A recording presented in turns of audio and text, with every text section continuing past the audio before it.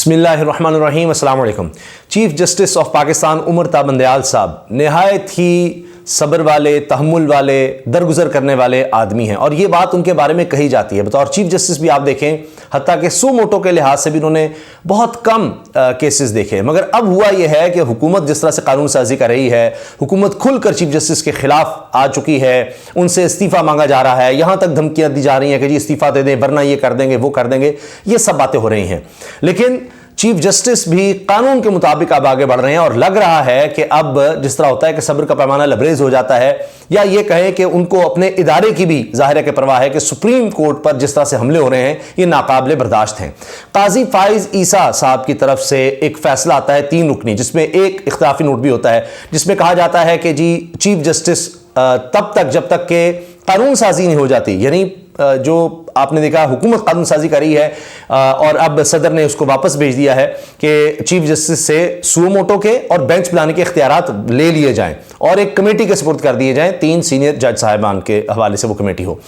अब आप देखें कि जब काजी फाइसा साहब ने यह फैसला दिया तो उसके 11 घंटे के अंदर हुकूमत क्या करती है कि उनके खिलाफ एक रिव्यू था वो वापस लेती है। और अब वो रिव्यू था कि काजी फाइसा साहब ने मुबैना तौर पर अपनी अहलिया और बच्चों की जायदादें छुपाई, वो कहीं भी उन्होंने डिक्लेयर नहीं की। ये उनके खिलाफ एक सुप्रीम जुडिशल काउंसिल में दरखास्त गई हुई थी। अब खबर ये है, सबसे पहले मैं आपके सामने खबर रख दूं जो कि इस वक्त हलचल मचा चुकी है, जिसको कहते हैं थरथली मची हुई है कि ये क्या कर दिया चीफ जस्टिस ऑफ पाकिस्तान ने, अचानक क्या हो गया। चीफ जस्टिस ने काजी फाइज ईसा के खिलाफ क्यूरेटिव रिव्यू समाअत के लिए मुकर्रर कर दी। अब बाकायदा इसकी समाअत होने जा रही है और चीफ जस्टिस ऑफ पाकिस्तान इनकी समाअत करेंगे। जो काजी फाइसा के खिलाफ सुप्रीम जुडिशल काउंसिल में जो केस आया था उसके बाद अब क्यूरेटिव रिव्यू की दरखास्त थी और मैं आपको उसका बताता हूं बैकग्राउंड। और फिर अब मौजूदा हुकूमत ने कहा कि हम ये दरखास्त वापस लेना चाहते हैं, यानी जो क्यूरेटिव रिव्यू की दरखास्त थी कि जी काजी फाइसा साहब के हक में फैसला आ गया था और उसके बाद फिर एक रिव्यू फाइल किया गया हुकूमत की तरफ से, तो अब वो इमरान खान साहब की हुकूमत में फाइल किया गया था। मौजूदा हुकूमत ने जो ही काजी फाइसा साहब ने चीफ जस्टिस के हवाले से, उनकी पावर्स के हवाले से उनके खिलाफ फैसला दिया और वो हाफिज कुरान के 20 नंबरों का मामला था सुओ मोटो का, उसमें उन्होंने फैसला दे दिया। फिर 6 रुकनी एक बेंच बना जिसने उस फैसले को ख़त्म कर दिया था। ये तो हाफिज कुरान का मामला, तो उसमें ये केस किस तरह से आ सकता है, किस तरह ये केस कुछ और है फैसला कुछ और है, तो ये नहीं हो सकता। अब काजी फाइसा साहब ने उसके खिलाफ भी एक नोट जारी कर दिया, उस 6 रुकनी बेंच के खिलाफ। रजिस्ट्रार को भी हटाने का कहा हुकूमत से कि उसने सर्कुलर क्यों जारी कर दिया जिसमें यह कहा गया था कि ये जो काजी फाइसा साहब ने फैसला दिया है कि जी चीफ जस्टिस सुओ मोटो ना लें, इसकी कोई अहमियत नहीं है, क्योंकि 5 रुकनी बेंच, ये तो 3 रुकनी था और उसमें भी एक इख्तिलाफी नोट था कि जी ये मामला तुम्हारे सामने था नहीं जो हमने चीफ जस्टिस के हवाले से कह दिया सुओ मोटो ना लें। तो फिर उसमें सर्कुलर में रजिस्ट्रार की तरफ से जो आया था, सुप्रीम कोर्ट के रजिस्ट्रार की तरफ से, उसमें कहा गया था कि 5 रुकनी बेंच का पहले ही फैसला है। तो जाहिर है ये बात सब पर वाज़ेह है कि 5 रुकनी बेंच का जो फैसला होगा वो 3 रुकनी पर फ़ौक़ियत रखेगा, तो इसकी कोई अहमियत नहीं है काजी साहब की तरफ से जो फैसला आया। तो काजी साहब ने फिर हुकूमत से कहा था, वफाकी हुकूमत से, कि इस रजिस्ट्रार को हटा दिया जाए और फिर फौरी तौर पर काबीना का इजलास हंगामी बुलाया जाता है और उसमें कहा जाता है जी इनकी सर्विसेज वापस ली जाती हैं। मगर उसके बाद चीफ जस्टिस जो हैं वो भी आ जाते हैं मैदान में और कहते हैं रजिस्ट्रार जो हैं वो काम जारी रखें। तो ये सब कुछ हो रहा है। अब चीफ जस्टिस ने क्या किया है? चीफ जस्टिस पाकिस्तान ने जस्टिस काजी फाइजा के खिलाफ क्यूरेटिव रिव्यू समाअत के लिए मुकर्रर कर दी। एक्सप्रेस न्यूज के मुताबिक chief justice Pakistan justice Umar Ata Bandial इसकी समाअत करेंगे। हुकूमत की जानिब से क्यूरेटिव रिव्यू वापस लेने की दरखास्त भी समाअत के लिए मुकर्रर कर दी गई है। अच्छा, अब ये देखिए कि ये चीफ जस्टिस पाकिस्तान 10 अप्रैल को इन चैम्बर समाअत करेंगे। अच्छा, अब हुआ ये था कि एक कंप्लेंट आई हुकूमत को जब इमरान खान साहब के दौर था, मेरे ख्याल 2019 की बात है, कि जी ये कोई जायदादें हैं जस्टिस काजी फाइसा साहब के बच्चों की और उनकी अहलिया की जो मुल्क से बाहर हैं और इस तरह उनकी जायदादों का मामला था, तो वो कहीं इन्होंने बताई नहीं हुई। अच्छा, अब हुआ ये कि हुकूमत ने उसको देखा और हुकूमत को ये लगा कि हाँ जी इसमें इस तरह के मामला हैं। अब उसके बाद ये हुआ कि अब तो फवाद चौधरी कहते हैं कि जी वो फ़रोग नसीम ने सारा किया था और वो बड़ा इंसिस्ट करते थे, कई लोगों ने रोका लेकिन उनका जी करना है, खैर वो माजी का हिस्सा है। उसके बाद ये हुआ कि हुकूमत ने यह मामला सदर को भेज दिया और सदर ने सुप्रीम जुडिशियल काउंसिल को भेज दिया। सदर के जरिए हुकूमत ने सुप्रीम जुडिशियल काउंसिल, जो कि फोरम है डिसाइड करने का कि क्या इन्होंने मिसकंडक्ट किया है, इन्होंने अपने एहसास छुपाए हैं, वहां जब गया तो सुप्रीम जुडिशियल काउंसिल को भी लगा कि हाँ ये केस बन रहा है, तो फिर जवाब मांगा गया। शो कॉज नोटिस जो है वो भेजा गया कि जी ये आपके खिलाफ ये रफ आया है, ये सबूत आए हैं, ये बातें आई हैं। तो जस्टिस काजी फाइसा साहब ने उस शो कॉज को चैलेंज कर दिया सुप्रीम कोर्ट में। सुप्रीम कोर्ट का 10 रुकनी बेंच बना।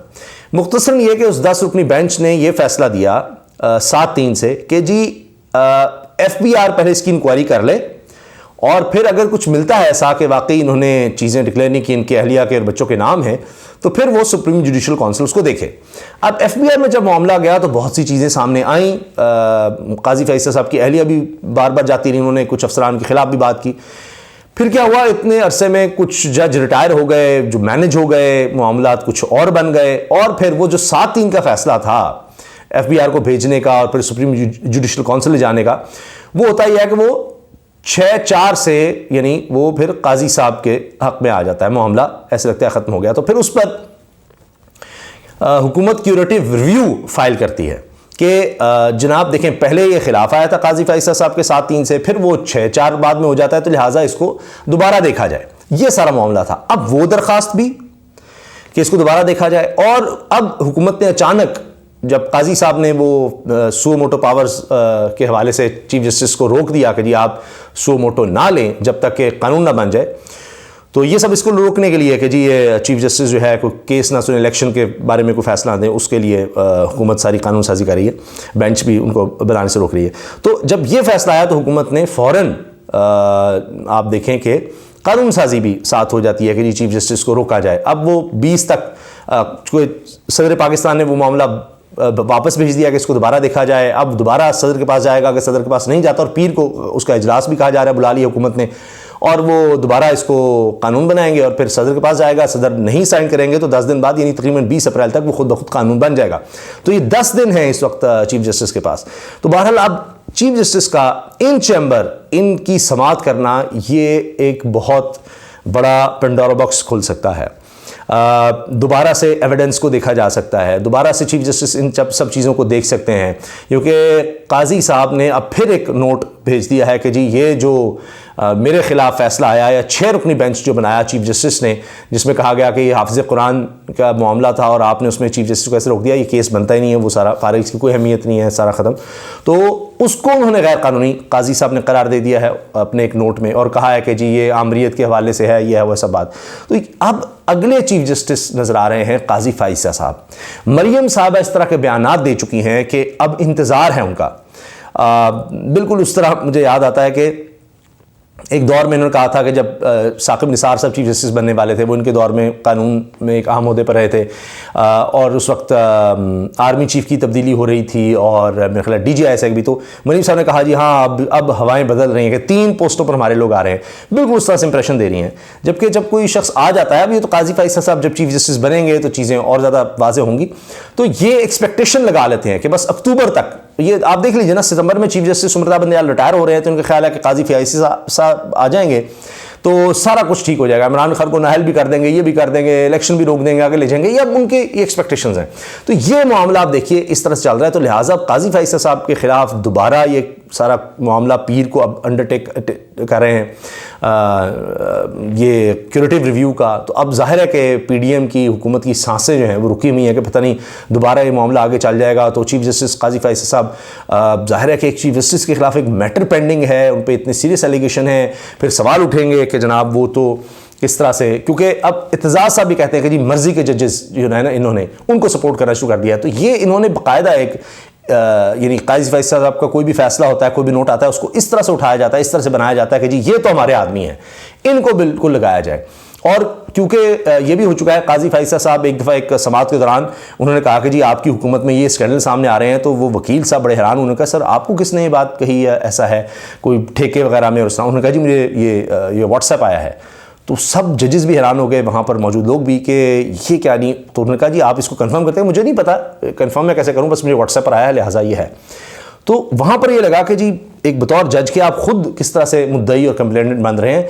तो फिर ये हुआ, उसमें उमरता बंदयाल साहब उस वक्त चीफ जस्टिस नहीं थे, कि जी काजी साहब इमरान खान या उनके ख़ानदान या उनके हवाले से कोई केस ना सुने, ये तक हो चुका था। फिर उसके बाद इतराज़ होते हैं जी काजी साहब के पास उस तरह के केस नहीं लगते, ये सब पीडीएम ने भी कहा।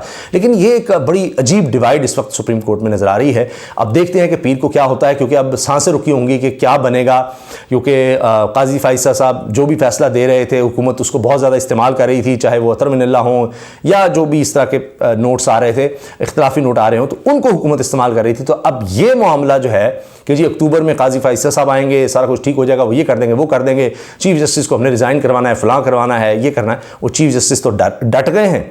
उल्टा उन्होंने क्यूरेटिव रिव्यू के लिए अब ये 10 तारीख को लगा लिया है। तो ये 10 का दिन, 10 का हिंसा 10 अप्रैल बहुत भारी नज़र आ रही है, क्योंकि उस दिन तक इन्होंने रकम भी देनी है 21 अरब रुपए की, जो कि चीफ जस्टिस और सुप्रीम कोर्ट ऑफ पाकिस्तान हुक्म दे चुकी है कि आपने देने हैं इलेक्शंस के लिए।